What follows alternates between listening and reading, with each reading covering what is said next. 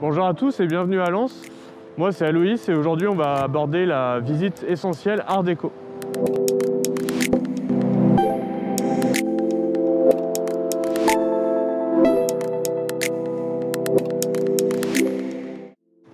Alors l'église Saint-Léger, c'est un des monuments les plus hauts de la ville de Lens. Dans son style, c'est aussi un des monuments les plus anciens puisqu'en fait on a un style jésuite qui date de la fin du XVIIIe siècle. Alors faut pas s'y tromper, en fait c'est une église de la reconstruction également. Elle a été complètement reconstruite à l'issue de la Première Guerre mondiale, puisqu'en fait il faut bien comprendre qu'à Lens, 99% de la ville a été détruite pendant la Première Guerre mondiale, pendant 14-18.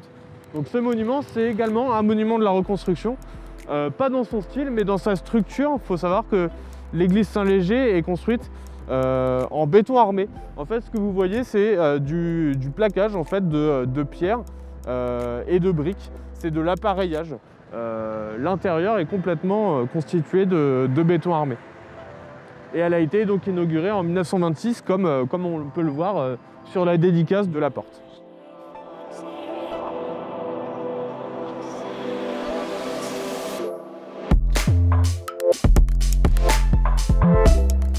Alors la ville de Lens, pendant les années 20 et même au début des années 30, c'est un véritable chantier à ciel ouvert. Toutes les maisons sont à reconstruire et certains vont faire le pari de la modernité en empruntant en fait au style art déco qui explose complètement pendant les années 20. En 1925, on a l'exposition des arts décoratifs et industriels à Paris qui va vraiment consacrer le mouvement art déco à la fois en France et dans le monde entier.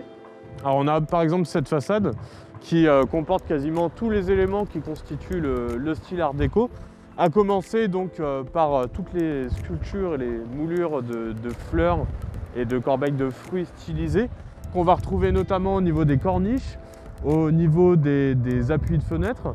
Et on va avoir également un gros travail sur toutes les ferronneries, donc avec des motifs plutôt arrondis, des vaguelettes, des palmettes. Ça c'est vraiment un des éléments qui constitue le style art déco.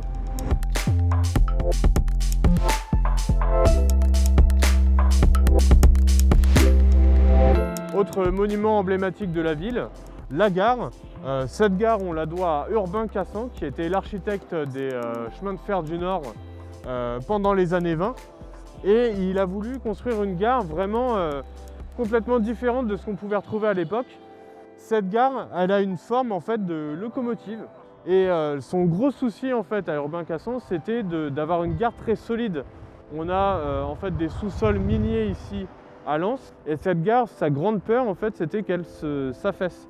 Donc en fait, le gros travail d'Urbain Cassan va reporter sur les fondations et cette gare peut en fait être abaissée ou surélevée à l'aide de vérins hydrauliques qui sont insérés directement dans les fondations. Au niveau de l'aspect extérieur, on va retrouver donc la cheminée, la tour de l'horloge qui va symboliser donc la cheminée de la locomotive, les deux grandes entrées qui vont symboliser les roues et puis le grand corps principal qui est le bâtiment des voyageurs, qui va vraiment représenter cette locomotive. Au niveau de la décoration, on va retrouver une petite frise de losange sur tout le tour du bâtiment. Et on va avoir un gros travail également sur les ferronneries. Ces ferronneries, on les doit à un monsieur qui est beaucoup plus connu pour l'électroménager. Ce monsieur était ferronnier d'art, c'est Edgar Brandt. On lui doit également une bonne marque d'électroménager.